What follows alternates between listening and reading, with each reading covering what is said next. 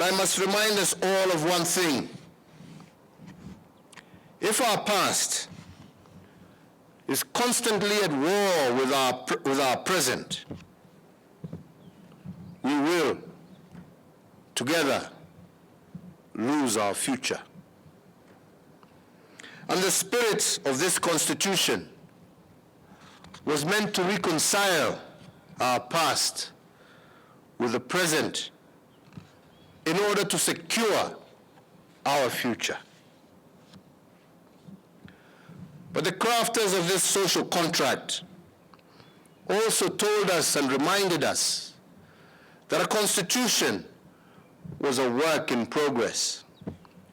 And as such, we were made to adopt it with a promise that in the future, we will make it better. 10 years later, the moment to improve on it, I believe, is now.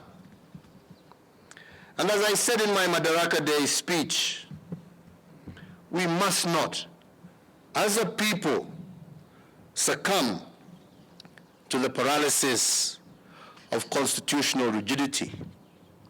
We must treat a constitution as a living being, as a living document that must constantly adjust to our emerging realities.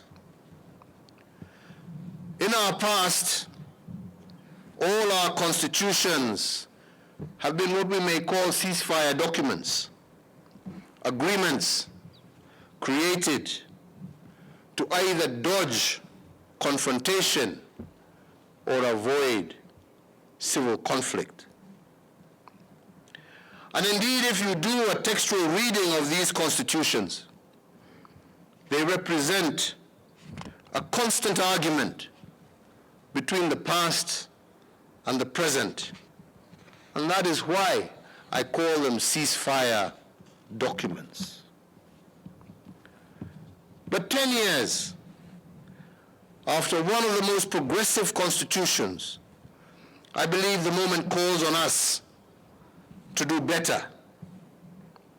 Instead of a ceasefire document that enforces a zero-sum game in which winner takes all and loser is expected to accept, the moment calls us to a new time. The moment calls us to create a constitutional order that will long endure and survive and not be a conflict-stopping constitution.